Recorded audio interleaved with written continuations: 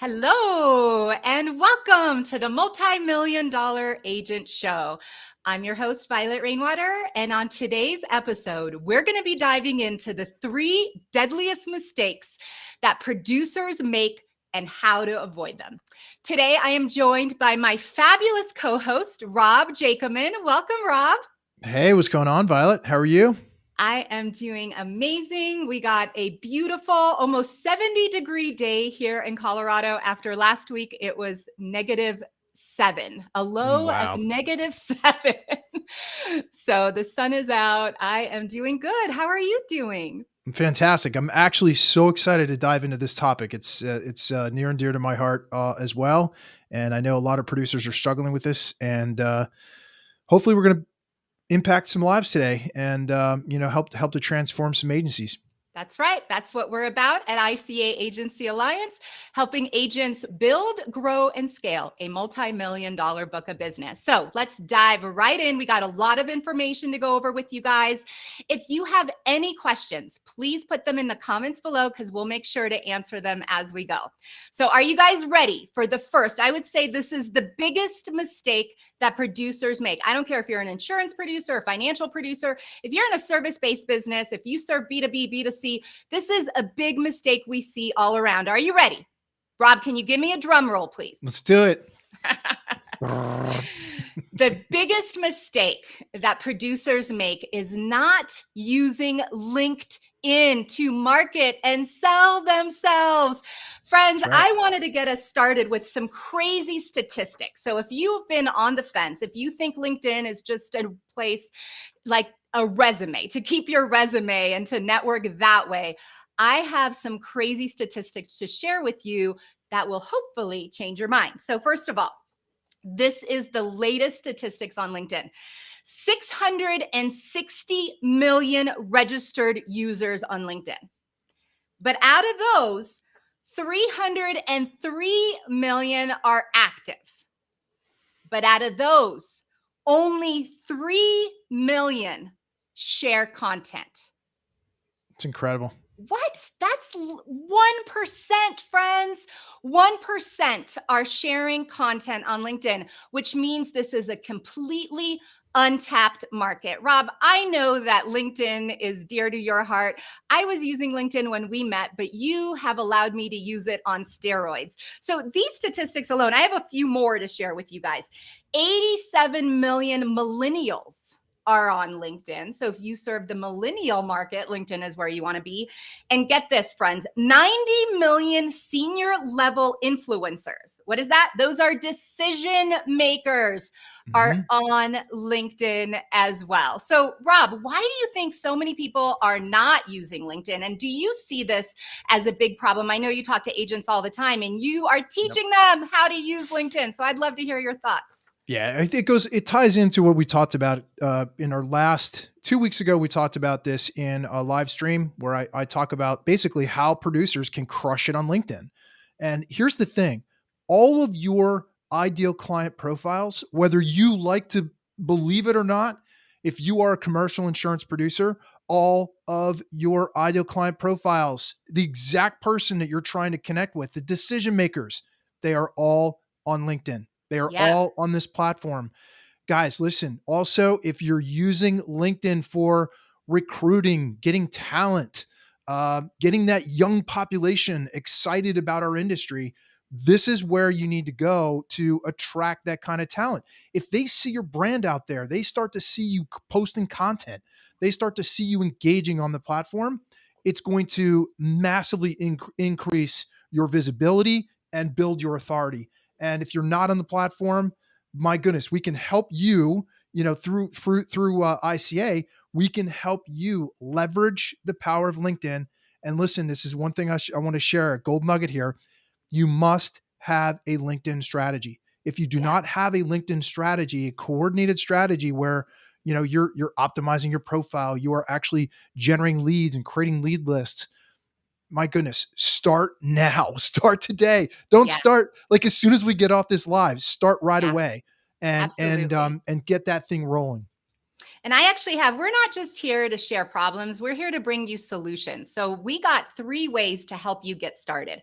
And the first is you really want to optimize your profile. And so Yeah. that means, first of all, consider what people are searching for who need your services. Keywords are going to be huge for you on LinkedIn. And you want to make sure you use up all the space that you have, your about section, the summary, everything that you can. Put those keywords in there.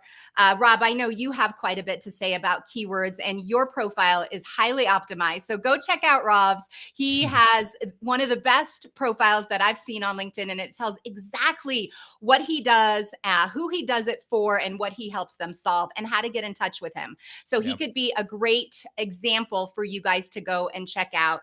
The second is having a profile picture, and it's having a professional profile picture, one that is a headshot and of you smiling, because when you smile, the world smiles back at you, friends. So make sure that you're really mindful and on purpose with that headshot, with that picture that you use. Rob, have you seen any people that when they don't use a profile picture, you're a little bit afraid to connect with them? That's been my experience anyway. Yeah, I mean, if you have like a wedding picture with you're in a tuxedo, or if you have your dog or your cat in the photo, it's probably a good idea to change that. And so make it a little bit more professional. Now, listen, we Yeah, don't have to be suit and tie or in a professional, women in a professional suit, but really it helps to have like a business casual. Make it look professional, have good lighting, smile, right? So you have to smile because that projects that real positive energy. And it's just so important to have that because it's all about your personal brand. You that's right. you have the opportunity to basically your profile is almost like a personal brand landing page. Yeah. So treat it like that. Treat it like you Yeah. like you're trying to portray and build your brand, but at the same time, it has to have some salesmanship to it. It has to have a flow. And I'm sure Violet, you have some other tips for that as well. But definitely, professional photo is great. So get your Yeah. dogs and your cats out of the picture and look a little more professional. Absolutely. Absolutely. My third tip is to make sure, just like Rob's profile, you add all your contact information. Make it Yeah. easy for them to get in contact with you. I hate when I find somebody that I want to get in front of because they have a service that I need and I don't know how to get in touch with them. So Yep. Donald Miller always talks about, you guys have heard me brought up Donald Miller. He's a marketing guru. He always talks about that it needs to be simple enough for a caveman to know what you do, how you do it, and what are the next steps, how to get in contact with you, whether Yep. you are building your website or you're sending out an email or your LinkedIn profile. So make it super simple. And those three tips. So making sure that you are writing the keywords for what people are searching for, Yep. using a professional picture for your profile picture, and adding all your contact information. And then obviously what Rob said, you want to have a strategy. And that's where Rob really can help. And us here at ICA Agency Alliance, that's what we help our agents with in order to innovate and create a lead generation system that keeps their pipeline consistently overflowing. Rob, is Yep. there anything you want to add on any tips on LinkedIn? I know we talk about this a lot. I would say the greatest mistake as a producer, the greatest mistake, because I'm speaking from real experience. So as a producer, the one thing I learned is to really hone in on a target market. Yeah. And with your branding and with your messaging and the way your keywords are structured on your profile, people who should what's the first thing people do when you connect with them? When you reach out and connect with them, the first thing they do is they check out your profile, right? Yeah. So I know that's what I do. I check Yeah. out your profile and I kind of do an assessment. Is this somebody I want to be connected with? Is this somebody I could potentially network with? Is this somebody that's going to add value to my life or to my business in some way? So that's a critical, it's absolutely critical to have that in place. So, knowing exactly who you serve and the target market that you go after is really, really important. So, I would say the last piece of advice is choose at least 2 to 3 specific target markets, whether it's construction or manufacturing or technology or restaurants, whatever it is that you decide to choose, and making sure that you have the right markets to go along with those key industries. That would be my recommendation. If we're going to get down and dirty and really get detailed, that's what I would do. That would be my Yeah. recommendation. Yeah, and that really piggybacks on what Barb shared with us. Barb from ICA That's right. Agency, I'm sorry, Insurance Centers of America, our education department. She shared the importance of how her team teaches you to pick a segment and then become an expert in that segment. So that again, we're here to help you every step of the way. So if this is not something that you've done and this sounds overwhelming, we are here to help you every step.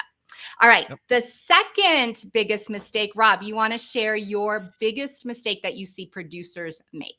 I would say that the second and probably, man, this is like one of my top ones, and that is not following up. You Yeah. know, if you are not following up, but listen, guys, every single mentor I've ever had in business and in life, and especially in the insurance industry, my mentors have always said to me, Rob, the money is in the follow up. It's in the follow up. Now, you can have a follow up system. You should have a very well defined follow up system that you can incorporate into your cadence, into Yeah. your, if you have a CRM, right? Yeah.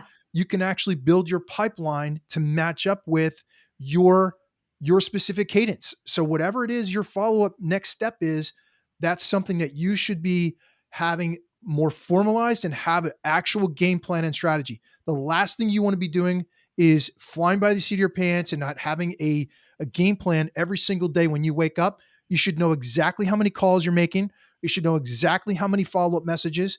You should actually strap yourself in your chair and you don't allow yourself to leave and until you are done with that goal. So that Yeah. would be my recommendation is the money's in the follow up, have a game plan and strategy for the follow up and stick to your plan. Yeah, you're talking about the importance of time blocking, which I Yes. preach all the time. You know, as a sales architect, I could architect all the systems in the world, but if they're not implemented and executed, then they're never going to Worthless. work. It's And worthless. it's not enough to just execute 10 minutes here, 5 minutes here. The way that our brains work, it's really important that we have that specific segmented time. We talk about segmentation all the time, but whether it's Yep. twice a week for a couple hours or once a week for a good 3 or 4 hours, that's your business development time. If you're not spending time on business development, your business is not going to develop. It's the difference of spending time in your business or on your business, right? And so it's That's super 100%. important. A couple things I want to add. You know, I see a lot of producers, agents, financial professionals, and I've seen this my whole life. I think this was my differentiator is that they'll call somebody, they'll get a list or whatever that list is. You know, maybe it's their book of business and they'll call them, maybe they'll try once, maybe they'll try twice, but research tells us that the average person, it takes them 7 touches before they respond to you. So if you're just following up once or twice, you might as well not follow up at all. You need to have a strategy for your follow up. That's exactly what Rob creates here for our agents. He creates all the touch points, the cadence, how to follow up to make sure that you're not leaving thousands of dollars on the table, because that's exactly what you're doing when you're not following up. And then Yep. to just touch on that a little bit more, it's really important to have a multi-channel approach. And Rob, that is your terminology. So some people like myself, I respond really well to text messaging. My emails, I get 300 emails a day, but sometimes, you know, if there's a video in that email, the statistics on that show that there's a 200% increase in click rate if there's a video. So try different things. Try calling. Believe it or not, most people have forgotten about calling their prospects. They assume they don't answer. People actually still answer their phone. You know, so whether it's calling, texting, emailing, LinkedIn messaging, Facebook messaging, I don't care. Make sure that your follow-up has a multi-channel approach. Yep. And listen, let's talk about the elephant in the room right now. Let's talk about fear, right? Let's talk about fear in sales because I don't care who you are, I don't care how much of a producer or hunter you are.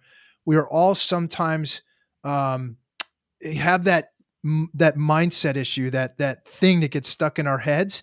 Here's the thing. If you execute on the strategy that Violet's talking about and you are doing a very specific follow-up and you are warming up and you are adding value to that relationship every step along the way, Yeah. when you decide, hey, you know what? One of the steps in my process, I'm going to pick up the phone and I'm actually going to go old school, pick up the phone and call your prospects because then you can say, hey, listen, I'm the guy that sent you that personal video last week. Or, hey, I sent you that, by the way, SMS is really hot right now. Yeah. And if you're not communicating with your prospects with SMS, get their cell phone numbers Rob, because what is an people are responding. SMS? Tell us what an Oh, SMS is for our friends that don't know that terminology. texting. Yeah. Basically sending somebody a very specific text that adds value to the relationship or adds value to their lives or lets them know, hey, we all know this, like when you go get your hair done or you have an appointment somewhere, it's that appointment reminder that you get on text. You're Yes. like, oh man, I got my phone with me. That's what I'm talking about. You can start to engage in communications and conversations with your prospects through SMS, and it's really hot right now. What Yeah. I'm saying about phone is, listen, if you execute on the things that we're talking about here, it makes it so much easier when you've warmed up your prospects and then now you have something to talk about. Now you have a reason why you're following up. Hey Violet, this is Rob. I'm the one that, reached out to you on LinkedIn, right? I'm your a now first degree connection with you. Just wanted to touch base. That just a simple lob a phone call, Yeah. and you just never know where things are going to go. But That's if you true. incorporate that, and maybe that's your seventh touch point, and then all of a sudden your prospect picks up the phone, be That's prepared. right. Right. And so That's right. now that fear that you have in your head is like, no, wait a minute. I'm nurturing a relationship with this person. Like it's not cold, it's actually warm. So you're It making is. a warm call. Yeah, and it's really just the art of persuasion, right? It's really about connection. I remember in my first year in the financial service industry, I knew nothing. Like I passed my seven, God knows how. I knew nothing. I thought a bond and was FDIC insured, just to kind of let you know my level of expertise. But still, in 9 months of production, I was able to finish first in the company, and it's because of all these systems that I had in place for follow up. So back when I started, this was back in 99, 2000, we didn't have a CRM back then. But at the company that I worked with, they had this calendar that I could add notes to. So I would make calls and I would put in every person's name that I made a call to. If I had a conversation, I would write down the key points. If I left a message, I'd write down the key points. And then 3 months later, I'd go back to the same day. So if it was the second Wednesday of the month, I'd go back to the second Wednesday of the month, 2 months prior. And I would repeat the process. And this is Yep. how I would continue to repeat. I can't tell you how many times it took me 5, 6, 7 touches. Oftentimes it was the end of the month and I was nowhere near goal. And that one phone call got me a client that got me way above my goal. So friends, I used to do this thing called 5 at 5. So when everybody was leaving at 5 o'clock, I would make 5 phone calls at 5 o'clock, and I would have so much success because nobody was calling anyone at 5 o'clock. They were out the door. So you can do it your way, but make sure you are following up because that alone is causing you to leave hundreds of thousands on the table. So if it's not you, make sure your team members are trained on follow up. Yep. They say the way to reach decision makers is between the hours of 7 a.m. and 9 a.m. and between 5 and 7 p.m. So that's typically that's the time where everybody else is taking off for the day Yeah. or going home for. And if you are one of those that's an early riser, there's a good chance you're going to reach that decision maker that you've had a hard time connecting with during the day. That's right. That's right. All right. Now it's time for our third one. So we talked about the first one, the first biggest mistake being not utilizing the power of LinkedIn. Come on, guys. Only 1% of users on LinkedIn are sharing content. So this is your opportunity to do that. Number 2 is not having a follow-up system and following up on that follow-up system, actually executing it. And the third one, and I see this everywhere across all industries, is analysis paralysis, waiting until you know everything before you do anything. And Yep. this is something that affects so many people, especially if you are newer agent or if you're newer to your company, if you're newer at learning anything, it can be really overwhelming. And I often hear, and I hear this a lot from women. So Rob, maybe you can share if you hear this from men, but I hear from women, should I go get this certificate or that certificate? Should I go get this degree or that degree? Because they always feel like they don't know enough to be able to be of value. But I always remind them, whatever you know know today is far greater than your prospect. And the way that you're going to learn more is by actually doing it. That's right. Execution over going and learning something, from a textbook. So, Rob, what are your thoughts on this? And then I just got a few tips on how you can get over your analysis paralysis, or what I call perfectionism, which is something that I used to struggle with quite a bit. I always say ready, fire, aim. Just Yes. do it. Just I'm not going to use an expletive, but I would just say, just do it. That's just Yeah. take action despite your fears, despite your, it's the number one reason. If you listen to any Gary Vee's content, he talks about, um, why people aren't posting content, right? The Yeah. reason why you're not posting content is it's a much deeper one, but it goes hand in hand with analysis paralysis. And that Yeah. is the fear of judgment, the Yeah. fear of actually caring what people think. But in your mind, you're like, wow, I know this piece of content's really valuable. And I just shot this video, but I don't like this video. It's not perfect enough. The lighting's not good. My hair's not right. Listen, if there is value in that piece of content and it has the potential to make a positive impact or change someone's life in a positive way, that's not for you to decide. That's for everyone else to decide. So Yeah. get out of your own way and start producing content. Start creating that roadmap for your success by just taking action. That is Yeah. the path to success: is action, action, action, in spite of your fears, in Yeah. spite of your perfectionism, in spite of all that stuff.